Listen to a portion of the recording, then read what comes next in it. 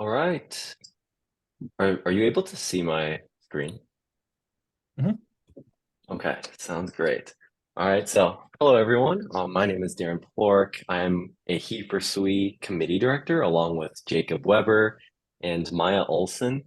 Maya Olson unfortunately she's not able to join us tonight, but moving on, SWE stands for the Society of Women Engineers. And so you may ask why guys are a part of a women's society? Well, the HeForSWE Committee's purpose is to promote male allyship and show support for women in STEM. And so we therefore thank you for taking the initiative to watch this webinar.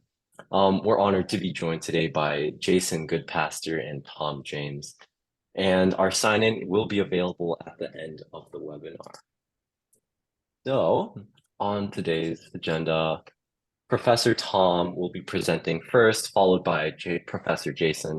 After Professor Jason's presentation, we will have between 10 to 20 minutes of Q&A, so please feel free to submit questions throughout our webinar. And now I will hand it over to Tom. So, Okay, I will share my screen.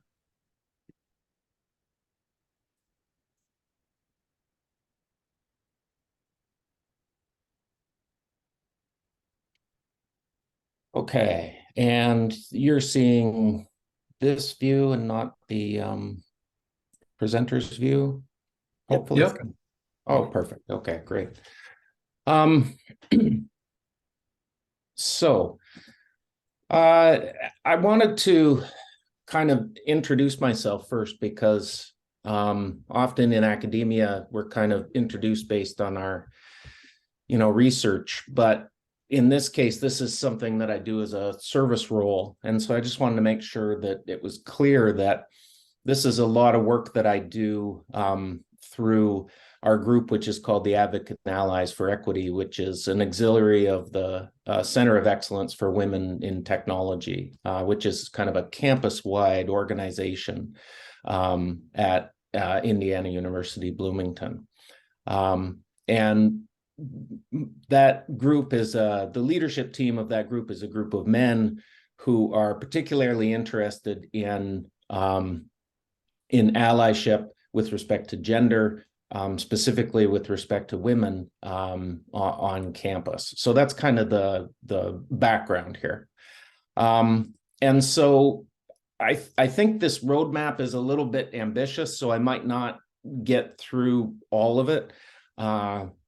But if I can, I'm going to try and touch on these three topics. And all of these are three topics that we use as sort of lessons in workshops that we run on campus, mostly for men, but actually most of our workshops are all gender because allyship is something for everybody to learn about.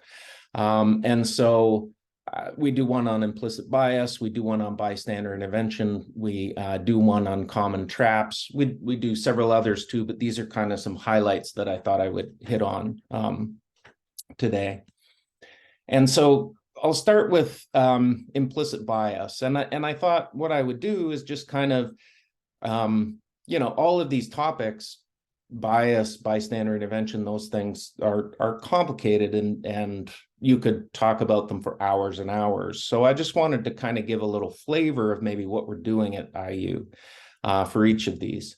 So of course, probably if you're here, you know what implicit bias is. This is a nice visualization that this might be the kind of very explicit things that people do that are discriminating, but there's all kinds of very sort of things that are invisible to the person doing them that also occur, which maybe kind of make up more of the problem than the explicit ones. And so we like to try and teach people about this.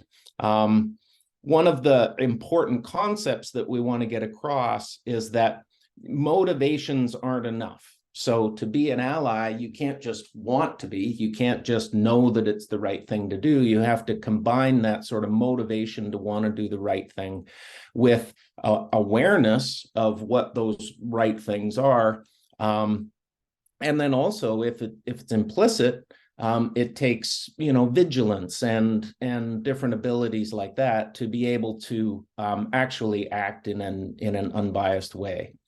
Another thing we do is we show people data from national data from the campus, data from their own unit.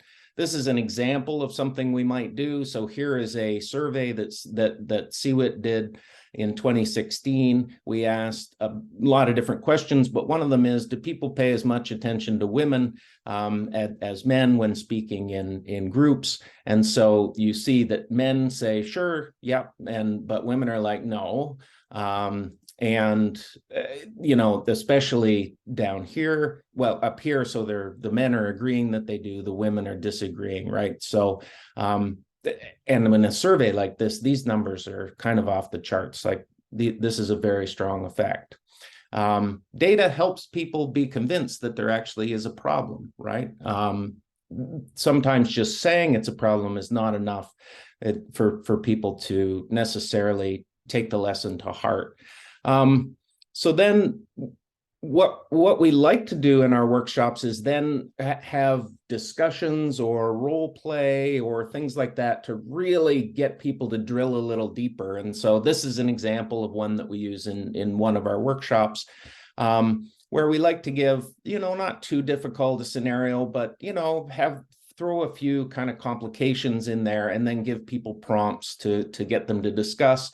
And oftentimes those conversations don't have to be facilitated, but we do usually provide a facilitator to kind of, prompt them, keep them going, keep them on the right track. Another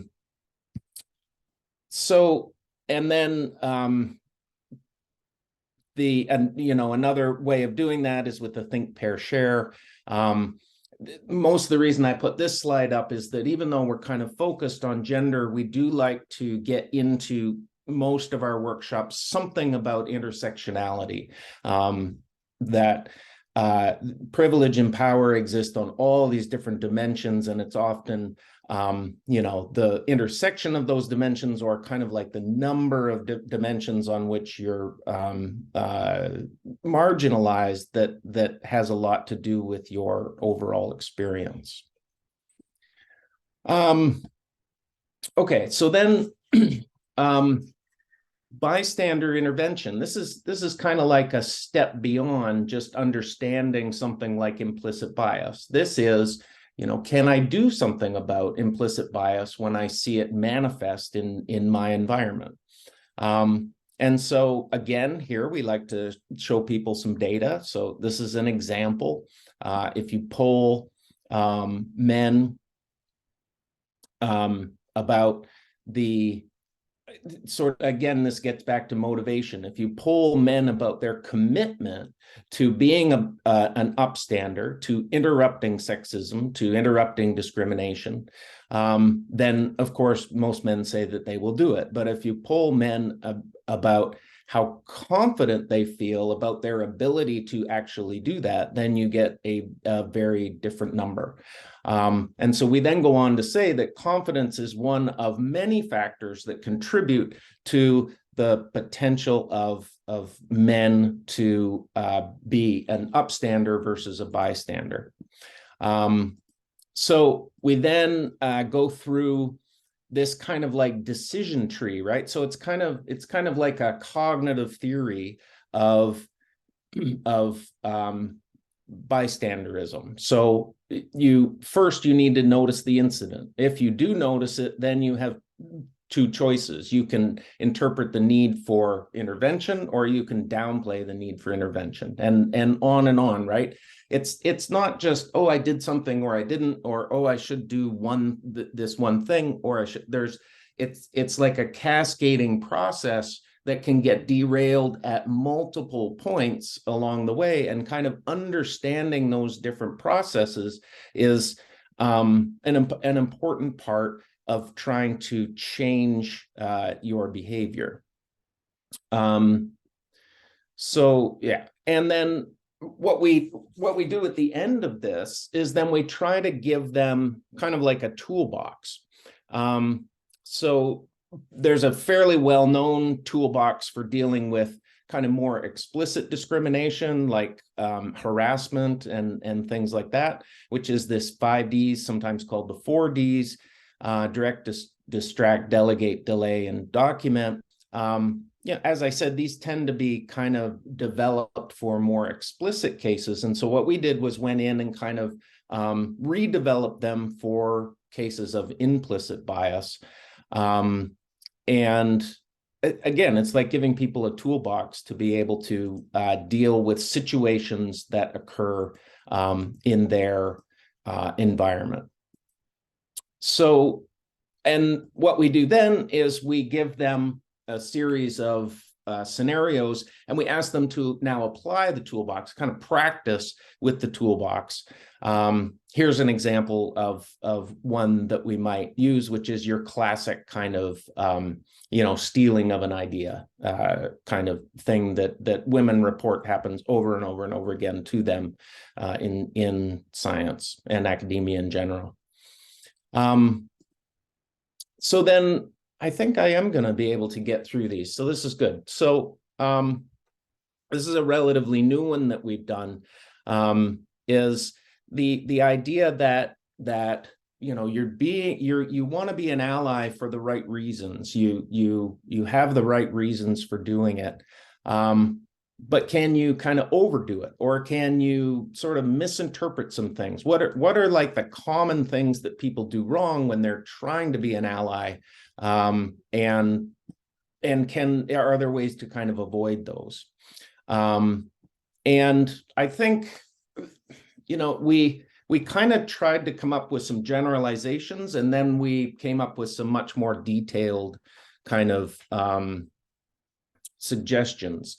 So that so the goal here in being an ally is again, it's sort of about motivations. Like, you have an intention. I want this to be the outcome of my work or my intervention as an ally.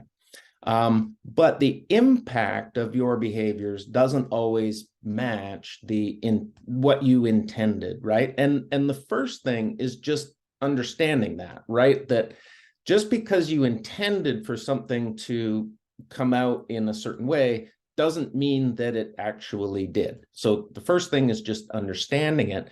Then the next thing is that if you find yourself in one of those situations, how do you make it at least neutral, right? Like, you don't go from something not so good to something really bad, right? You keep it at not so good. So, and we kind of identified like these three, although there's kind of overlap between these, might be better as a Venn diagram, but it's kind of like, problems with your motivation for being an ally, or traps you could fall in terms of the motivation, traps you could fall into in terms of the language that you use, and traps that you can fall in terms of your behavior. I don't have time to go through all of these today, but this is kind of the way we did it to kind of make these lessons maybe stick with people, is we give them kind of a catchy name, like family matters, motivation, parallel experiences, mindset. And then we come up with a potentially what your intent is, but then what the potential negative, so the intent is kind of like the positive side of it. And then the potential negative impact is like, well, but this is how it could go awry. Not that it will. I mean, if it might actually end up that the outcome is what your intent is, but this negative impact is what you should be watching out for, right? Like, if you're starting to feel like this is where it's going, then you need to be doing something differently. And so we do those for motivation, we do those for language, and then we do those for behavior. And give people these examples, and then we have them run through some scenarios. And then we kind of finish off with this idea of stepping out of trap. Okay, I I kind of found myself in the position where I fell into one of these traps. You know, how do I kind of get out of them? How do I make sure I don't do that in the future? And again, we kind of came up with some generalizations, and I really think that one of the best ones is this one right here. So, am I making my allyship journey about me instead of the people that it is supposed to be for? So, and another way of putting that is, am I listening to the people that I'm trying to help? Am I, or if I did step into a trap, am I listening to the person I hurt, right? In terms of trying to then make things better. And yeah, so then we again would give them some scenarios to kind of work through and reflect on these kinds of things.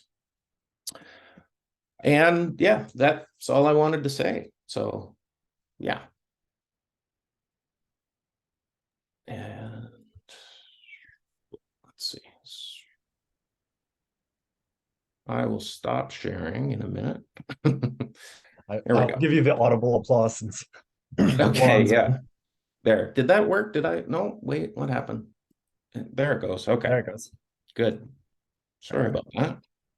No problem. Let's see if I can, after 3 years of using Zoom almost continuously, figure out how to do it. All right.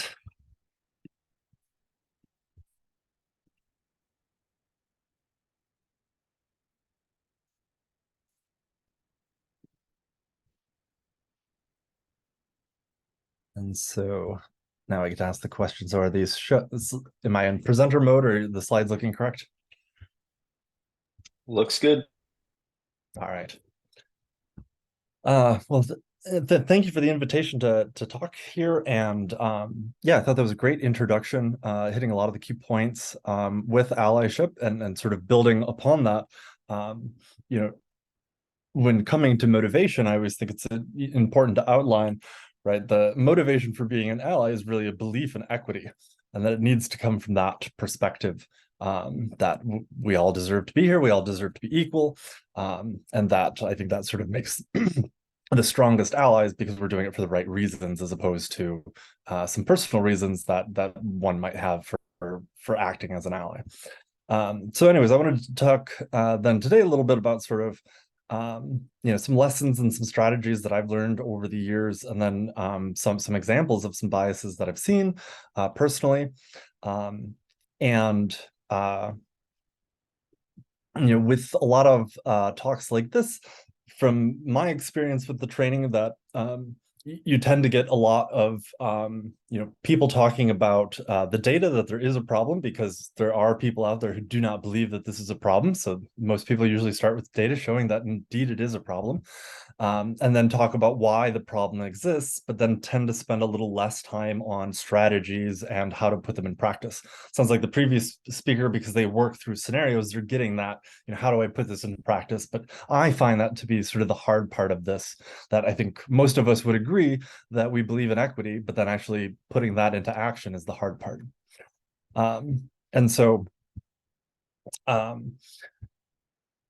a couple of sort of points to start out with. So, you know, would-be male allies, you know, typically struggle to identify subtle forms of sexism or exclusions at work, and can fear backlash if they speak out of what they're seeing.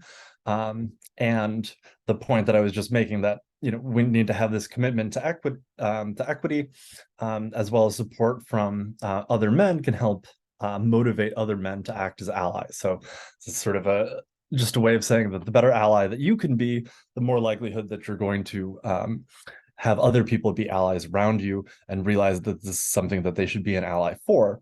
And one of the difficult parts of this is the fact that research suggests that men may be unsure how to be an ally and have trouble navigating power dynamics at work.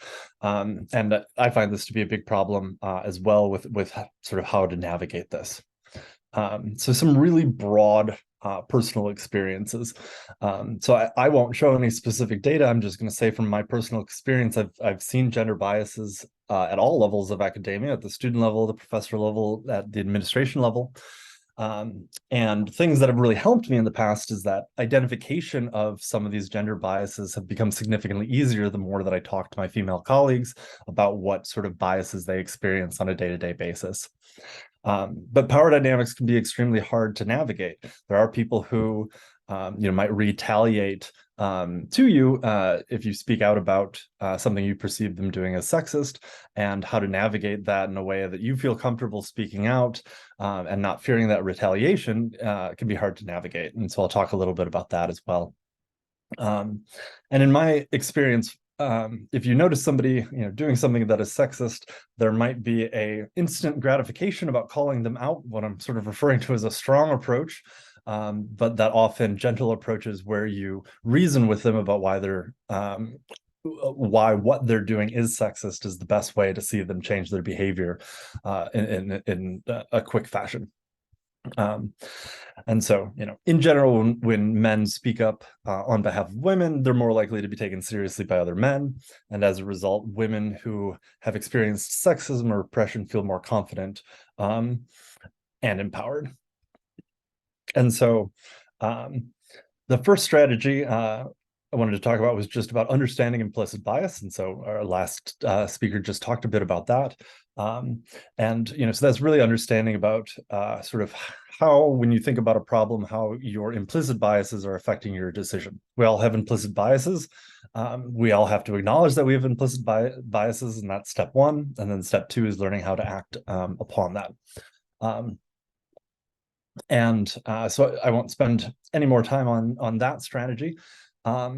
But the next sort of strategy I wanted to bring up is declaring yourself an ally. And you'll sort of note that I use the word declare instead of state or saying that you're an ally. So male allies, of course, have an important role of speaking up. This also means about being approachable to discuss these topics with your colleagues. And so letting your circle know that you are an ally make it easier for them to discuss with you different sexist things. And as I said, being an ally encourages others to allies. But I said declare, right? Calling yourself an ally doesn't make you an ally. Acting as an ally does. And so I think this is, important, and goes to what the last speaker said, that most men, believe in equity, but then when it actually comes to doing things that help promote equity are much more difficult about actually getting there. And so acting consistently and consistently acting with your colleagues in such a way that demonstrate that you're an ally really helps you sort of broadcast that you're an ally and that people can come talk to you about these issues. The next strategy I've just labeled sort of listen and talk. So I think a great 2 sentences I've heard on this is, I know you need my voice. How can I be your voice? And that, really can approach it from a standpoint of, getting feedback from the people who you want to be getting the feedback to about how you can be supportive to them. And I think it's also, just something that I've learned so much from my colleagues about this, because, listening to how they're experiencing sexism, might lead you to understanding better about how sexism is affecting them. Because, obviously as a male, I have different experiences, but even listening to different females talk about their experiences have been eye-opening about how different things can affect different people depending on their role or depending on the people they interact with. And of course, by listening and talking, you might find something obvious that wasn't obvious to you that you could be doing. And then last point on this, I'll say, be honest in these discussions. The world is filled with sexism, and so don't be under the notion that everybody is going to accept what you're saying, and that everybody's going to act the way you think they should act, even if you present them evidence on why it would be a good idea to change their behavior. For building supportive partnerships, so sort of in the context of undergraduate education, you can sort of think about, what is your diversity or gender diversity of your study groups, and that, building relationships with a diverse group of people is one way of showing allyship, that you're willing to work with a diverse group of people with many different viewpoints. But these relationships really need to be based on trust, consistency, and accountability. So even if you've said you're an ally, you need to be consistent with your support, hold yourself and others accountable to their actions and statements. And this is really what builds trust in you as an ally over time.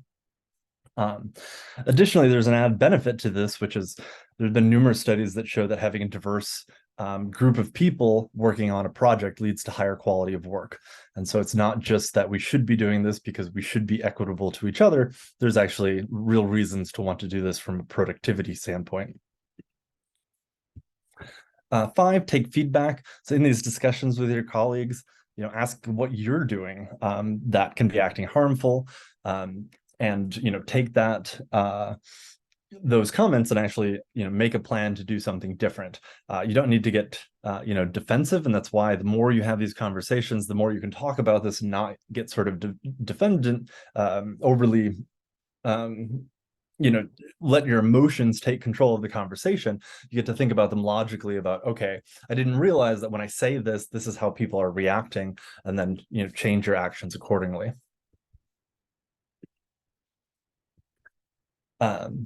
Strategy 6 I've called step back for others. And this sort of comes in actually 2 different ways. One is when you're asked to work or to volunteer on a project, ask yourself, if you say no, does this allow somebody else who normally wouldn't be asked to do something an opportunity to do that? And so, this happens frequently with the fact that, sometimes if you look at, say, research conferences, it's very common that a lot of the keynote speakers are male. And you can ask yourself, well, if I would turn down that keynote speaker, would a female give that presentation instead? And there are opportunities there of when you're asked to do something of saying, well, actually, this other person's better qualified to do that, and can be a way of pushing women into those roles. The other aspect of this is that women are disproportionately asked to do what I'm going to refer to as secretarial or non-promotable work. Non-promotable work is really just work that is work that needs to be done, but isn't necessarily beneficial to that person's career going forward. And so an example for that would be, if you have a group project and you're having a meeting discussing that project, women will disproportionately be asked to take some notes during that meeting, even if they're not in a secretarial role, they're the same role of the other people in the meeting. And so another way of viewing this is also when people ask women to do these sort of non-promotable works, to volunteer to do some of them, to make sure that that work gets distributed among yourself in sort of an equitable way. And then the last most important strategy is, of course, speaking up.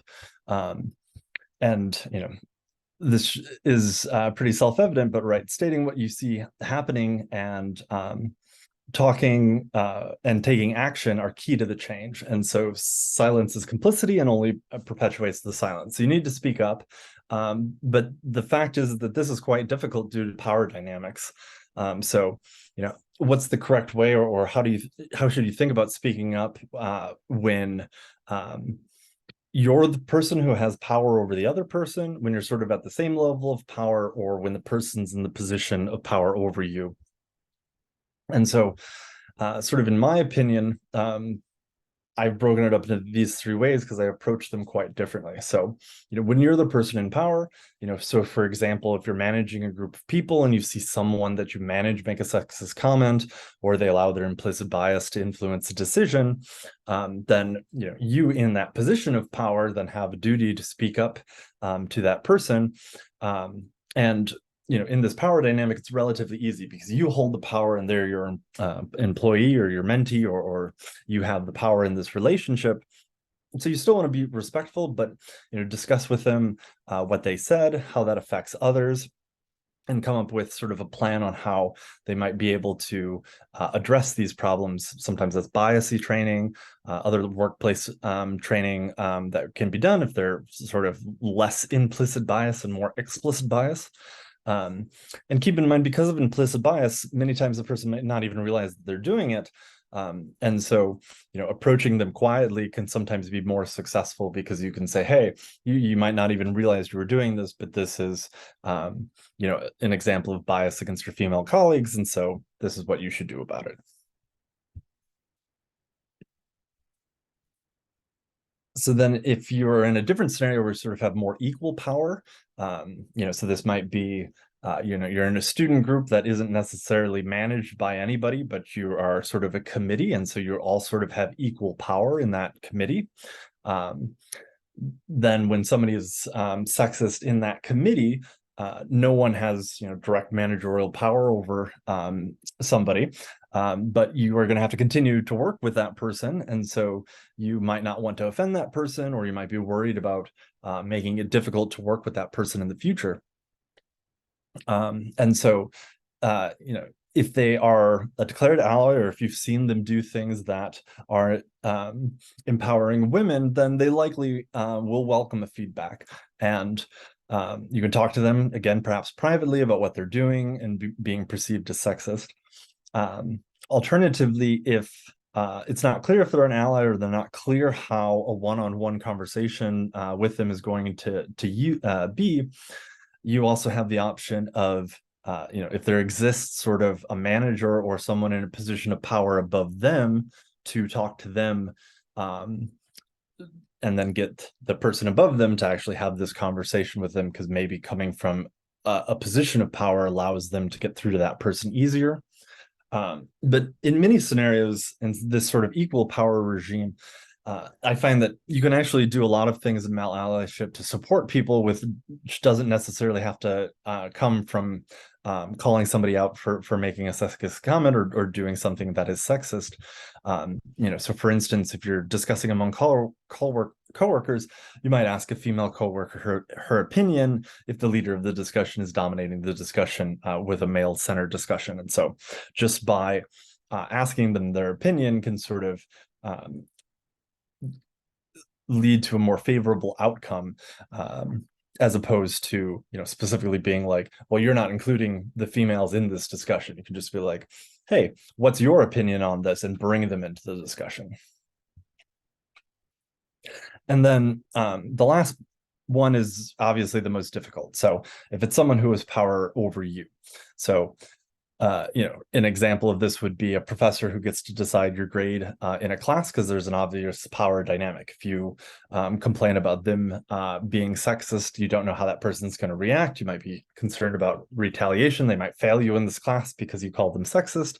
And so you want to figure out how to navigate that situation. So here again, I sort of break this down into three options. One is that if you feel comfortable talking to the person because you think the feedback will be welcome, then of course just share it with them. So obviously, being a male ally myself, if I do something in class, I want one of my students to talk to me and point out what I'm doing, because I'm not doing it from a malicious standpoint. It's coming out implicitly, and I want to be receptive to that feedback. And so if they're a person like that, the situation's simple again.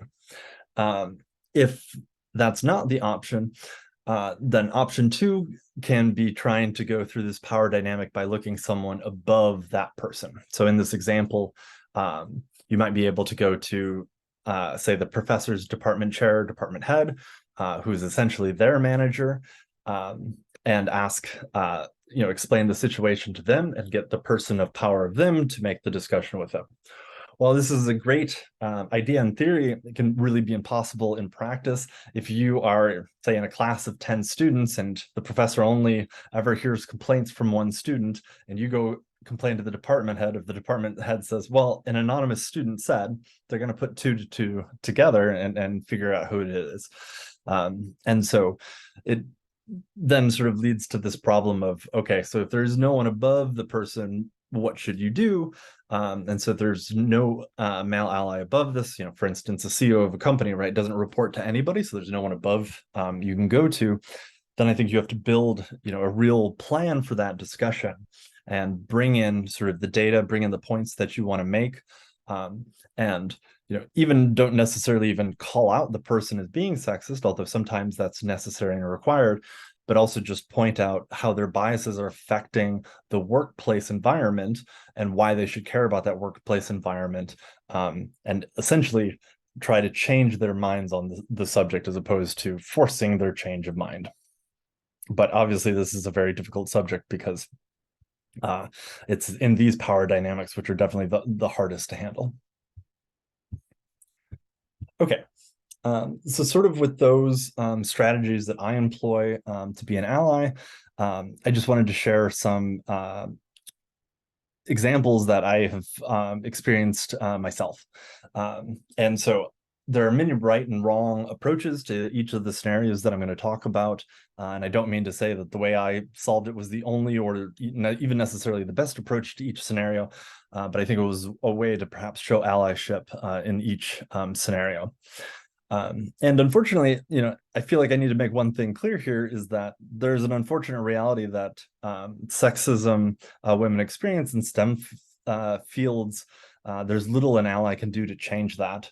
And so sometimes the best we can do is really validate their emotions and listen to them and sort of hear their experience and let them know that I too think that it's absurd that this happened to them. And I've got sort of an experience based on that as well. Okay, so my first experience, I was attending a scientific conference. There was a panel discussion with a funding agency about which new directions sort of the PIs thought the funding agency should be funding. And that during a point of the discussion, someone asked my opinion on the need for new machine learning algorithms, which is an area of research that I do. And it was a good example of how I was able to step back for others, because I was able to say, actually, Professor X has recently published work in this area, so I'd be interested to hear her opinion. So it's a nice way of elevating her stature in this conversation. In the exact same meeting, similar to the point the speaker before me made, women frequently complain about men essentially taking credit for their ideas and men dismissing their points when they bring it up. And so a female scientist made what I thought was an excellent point, and basically the next scientist to talk almost cut her off with what she was saying to essentially dismiss her point and then jump to a new topic that they thought was more important. And I thought the female scientist was making a good point that was just being ignored. And so this was, an example where everybody at this conversation was equal in power. And, I didn't have to go through a long, discussion with the person. I could just say, I think that that female scientist, made it an excellent point because, and then I outlined them. So I was able to bring back the discussion to what I thought was a good point and make sure that her voice was being heard in that conversation. And so I hope these sort of two simple examples show that mal-allyship can be, as simple as empowering women to express their opinions and get those opinions heard, but also that some sexism is very subtle. You might, or perhaps I should say I might have, before I did a lot of allyship training and really spend some time committing to it, I don't know if on the surface I would have necessarily realized that this was sexism that female scientist was experiencing. But things like this happen a lot, and it's just implicit biases from other scientists that are appearing. Another experience I had was I was teaching a course that was approximately 75% male, and I had one male and one female TA. And during the office hours and review sessions, I noticed that the male TA would be swamped with questions and the female TA would frequently be ignored or not ask questions and just simply being underutilized. And so this was sort of a good time to discuss biases. And because I'm the person with the power dynamic, I could actually take some class time to discuss implicit bias with the class. And, it's not uncommon for people to approach people they find familiar. So cis white males are more likely to ask help from other cis white males. but reminding people about their implicit biases and how that shows up in day-to-day interactions might help end some of this bias I was seeing. And after our discussion of biases in class, the attendance of both TAs became more normalized with similar number of students coming to each one. And so I thought it was sort of an effective tool. And so, I wanted to give that last example because this is an example of sexism, really, that sort of students are projecting onto a teaching assistant in that case. But I also want to share an experience where I was acting in a way that was causing some sexism within my own research group. And so in this scenario, it was really my first year as an assistant professor. I was mentoring 4 scientists, 2 male, 2 female, and of course, I was extremely busy, and we had a lot of work that needed to be done within the lab. That wasn't exactly great work, like scheduling meetings, reserving rooms for our groups, lab meetings, and stuff like that. And so I simply asked for volunteers for this work, and I just thought that people would volunteer for the tasks they find the most enjoyable, and that it would be a good way not to have to assign people work, but that people could just sort of do these tasks when they had time. But really, without realizing it, the women in my lab were volunteering for more of those tasks, considered these secretarial, non-promotable work tasks.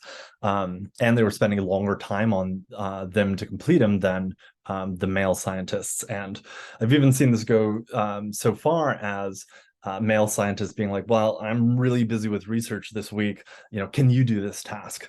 So they're pushing off the responsibilities to the female workers. And so obviously this is gender bias. And so in this case, thankfully, I was discussing with one of my male ally colleagues, and he pointed out that one of my female students was spending a lot of time doing this work. And so I was able to take that feedback and redesign how we divvied up lab tasks to make sure that we sort of split this non-promotable work among all lab members. Fourth experience I had was that there was a female professor who was expecting her first child. She had told all of us that she would be taking the maximum paternity leave the university allowed, which was 6 paid weeks. And a male professor who could vote on my tenure case told me that when my son was born, I was back to work the next day. And so even though this is an example of a power dynamic where it was somebody above me who would power over me, I still wanted to speak up about the person and make intelligent points to them about why what they're saying really didn't make logical sense. And so it's important to have your own values about sort of, okay, who cares that this affects my job? There's certain values that I want to make sure that are expressed in the workplace that I'm in, and this is one of them. And so I pointed out how numerous studies have shown that 6 weeks is actually too short of a time. Even if you compare the University of Minnesota to other Big Ten schools, we're on the low end of what maternity leave is.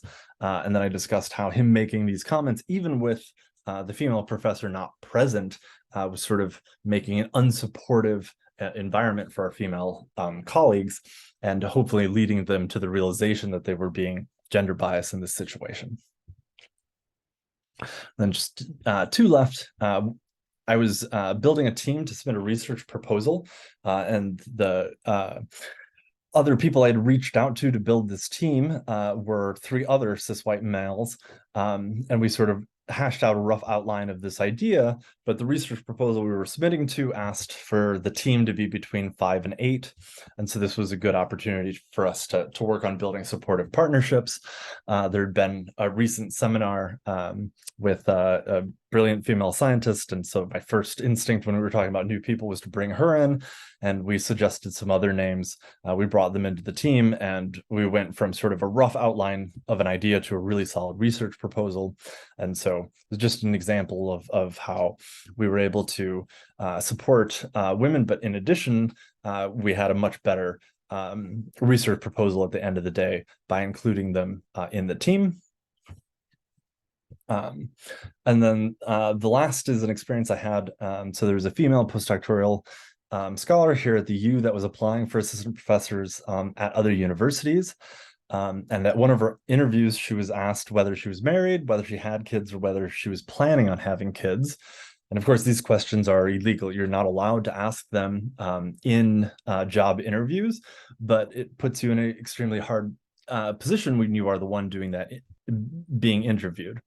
And so in this case, really, I just listened and talked to her because there wasn't too much that I could do to help this situation. So I could, of course, be honest with her that I was appalled that she was asked these questions and validated her emotions that she shouldn't have been asked these questions.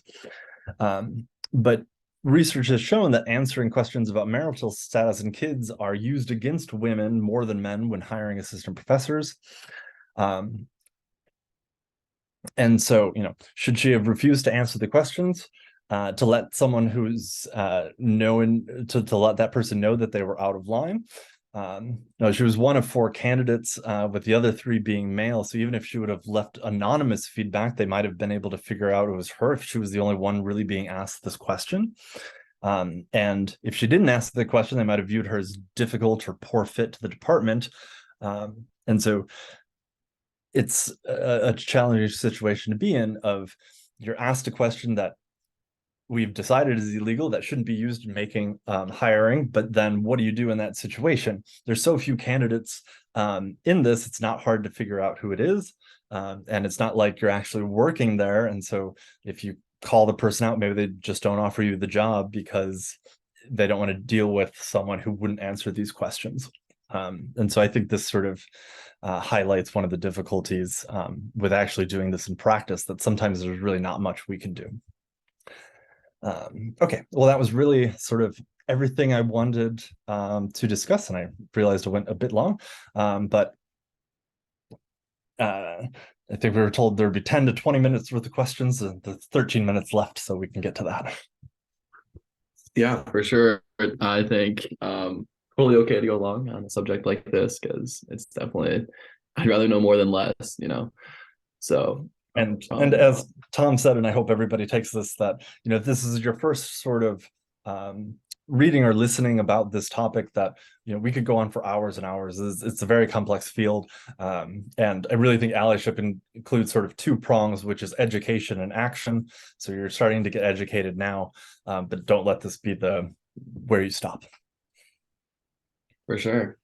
Yeah, I guess we can open it up for questions now. Thank you for both your presentations. Those were both super insightful. And this is our Q&A, or this is the sign-in link for our meeting for our attendees. And if you have any questions, feel free to put them in.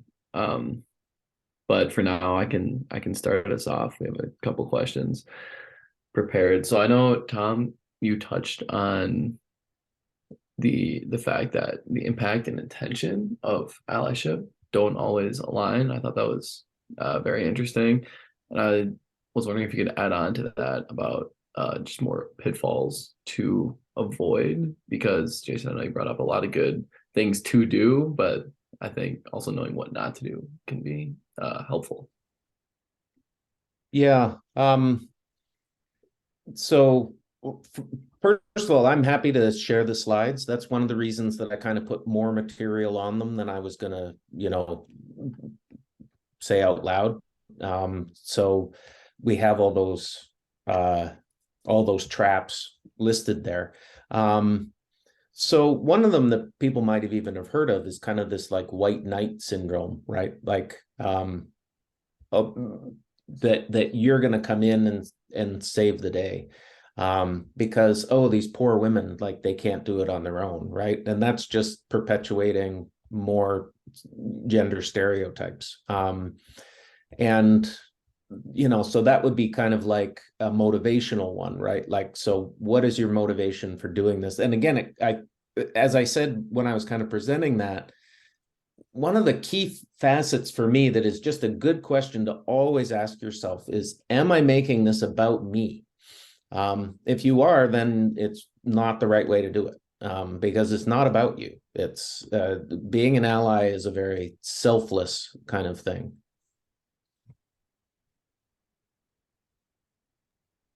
Yeah, right on. Thank you.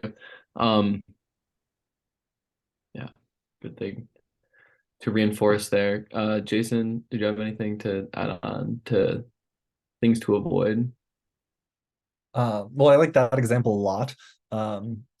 I don't know if I have any sort of real specific sort of hard rules. I guess one of the things I would just say is that, alluding to something that I said earlier, is that, in my experience, that some people will respond negatively to feedback.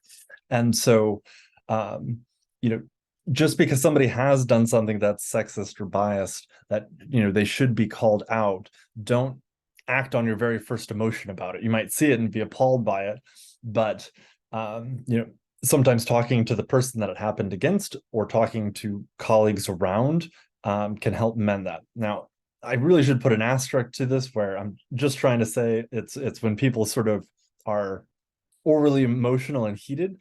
Sometimes speaking out when it happens is exactly what's required, because you want to empower that voice that's happening in that meeting at that time. So you do want to act right away. I guess I'm just trying to say, try to approach it logically and not with emotion. Whenever people are talking about bias, emotions come in, and that is what people tend to get very defensive about. And so keeping it logical and sort of science-based, I have found, helps most people. Sweet, thank you. I think that kind of leads nicely into another question I had for people that, like, quote unquote, don't seem to get it. Just that whether they don't realize that there is inequality in academia and workplaces, or if they are outright, I guess, like against that idea, like they deny it. I guess that's kind of two different things, because for those people who just maybe not realize it, showing them data is maybe a good idea. But I know from personal experience, there's definitely people that are just like anti that idea, And I was wondering if there's a different strategy for dealing with them, or is that just like someone you should avoid, or you can't always do that though. And I know like women in the workplace definitely can't always avoid them too. So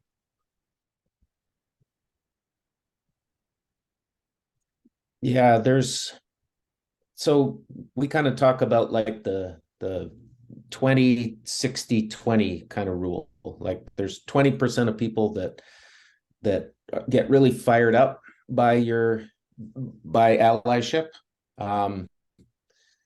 And they're an easy crowd to convince. There's 60% that don't have time for it, don't really care about it. But if you talk to them, they might be amenable to the idea. And then there's 20% who are against it. And it's kind of tough, but that 20%, it's, the more you talk about it, probably the firmer they get entrenched that this is not something that is for them. And I've but the good news is that 80% of people are still amenable to it, right? So if you focus on the 80%, then eventually the other 20% have to come around.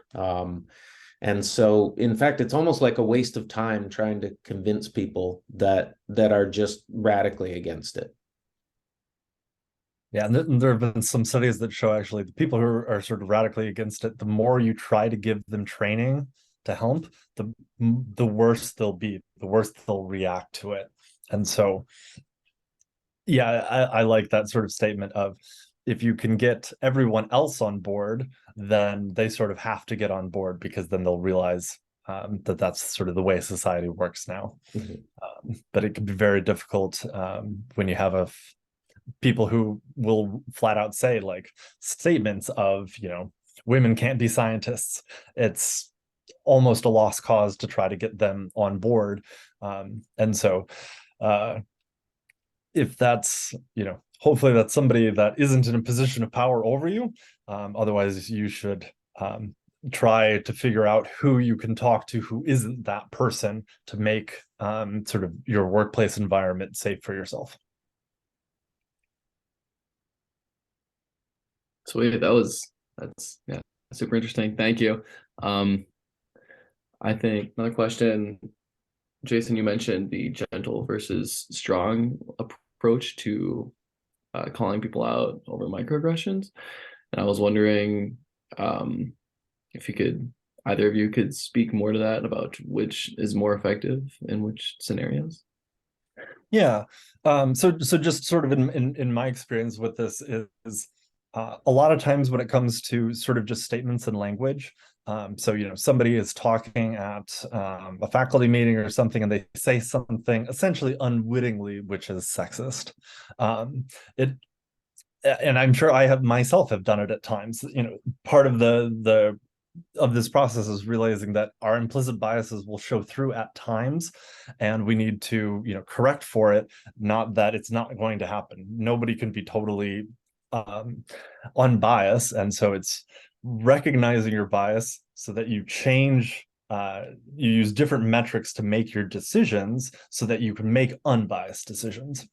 And so in those situations, just mentioning it to a colleague sort of one-on-one after that meeting of like, hey, when you said this, some of our female colleagues might have interpreted it like this. And they'll be like, oh, I didn't even realize that it was this because I was just trying to make this point. It's like, yeah, I know. So just next time, phrase it differently like this.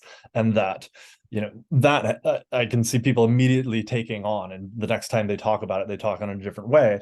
Whereas, calling someone out on that meeting of like, hey, that's a really sexist comment, just digs them in because now they're emotional with it and they're not willing to listen about how that could have been perceived differently than they intended. They're just like, no, I'm not sexist, therefore I can't say anything that is sexist. And that's what you want to avoid, getting people into that mindset of we all have implicit biases. There's all things we need to change to do better.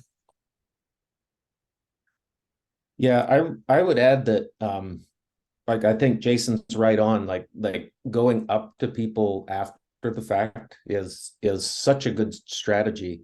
But I think it's one that we don't think of when we think of like being a bystander versus an upstander. It's like, well, if I don't do anything at the time, then I'm a bystander, right? And it's, well, no, because you can follow up after the fact. The word intervention makes us think that it has to happen at the time of the occurrence. But following up is such an important aspect of this. And not only with the person who kind of perpetrated the bias event, but also the person, who was the target of the bias event. It's amazing the feedback that I've gotten in the instances where I've followed up with those people, that how much they appreciate that. And actually kind of especially when it comes from a man, because women know that other women go through these things but to have a man kind of bring that to light, like, hey, I saw that happen, like makes that feel better sometimes.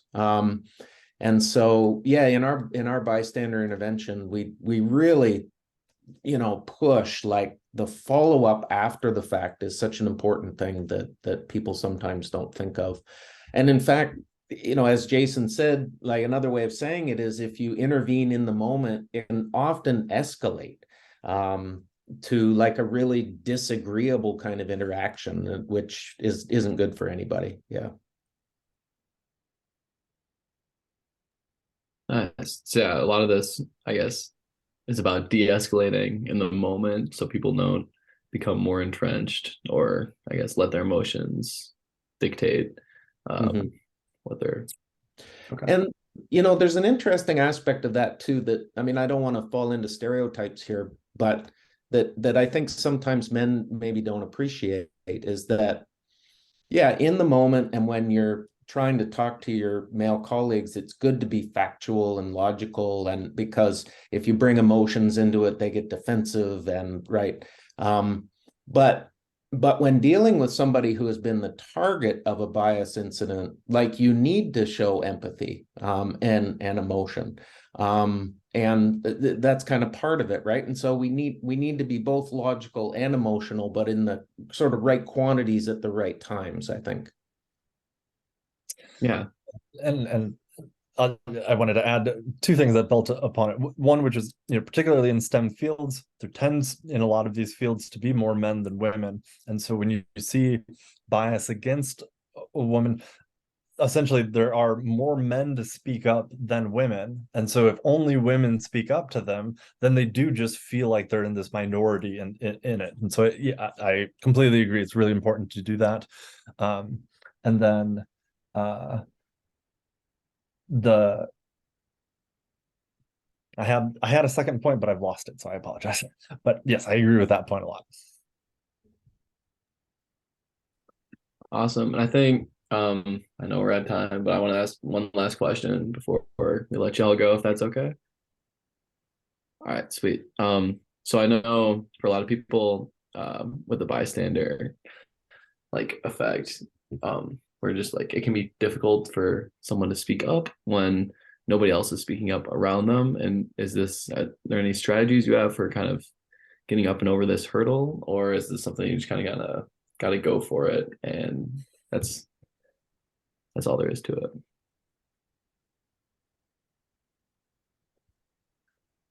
So, oh yeah, go ahead, Jason. Yeah. So I was just going to say that in my experience, the more times I have seen other people speak up, really just motivate me to speak up the next time. And again, as said, sometimes this isn't in the moment, this is afterwards and following up and having those conversations. And so, even male colleague to male colleague after a meeting of being like, did that seem weird to you? And having those conversations. And when you start having those conversations, then you realize you want to do something. At least that was my experience.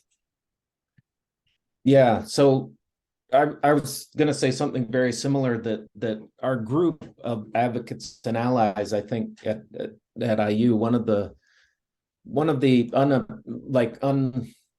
unexpected benefits of that was that men found other men on campus who felt the same way that they did. And I think that's part of the hesitancy or the underconfidence, is that, like, am I the only one of the 50 people in this room that feels this way? If I am, I don't feel confident enough to speak up. And so when you know that there are lots of other men around who share your commitment and your values, then you become more confident that if you speak up, other people will, maybe not explicitly, but they will be agreeing with you. And we've had cases where even, people have come to our meetings and they've met other people in their own unit that they didn't know were dedicated to allyship. So I think trying to build your own community is an important part of this as well. Yeah. And unrelated to this question, but I remember the point I was going to make on the last question now, which was just Tom had brought up showing empathy to your colleagues. I actually found, as I became a professor and started managing grad students and postdocs, that showing a lot more empathy to everybody in my group really made the female scientists I was mentoring feel a lot more comfortable. In general, men do tend to approach things very logically, and so then when women have certain emotions in the workplace, they think that they're the only ones and that men have worked this out of their system some way. But of course, we just bury it deep and down inside as men. We still have these emotions, but showing those emotions can really help facilitate a better environment. Mm-hmm. Sweet. Thank y'all so much for answering our questions and giving your presentations. I know I learned a lot. Hopefully everyone that is watching now and potentially the recording too can learn something too and take it with you into the semester and just the rest of our scholastic and careers in general. So thank you, Jason and Tom, again for presenting, and we hope y'all have a great night. Thanks. Thanks, Jacob.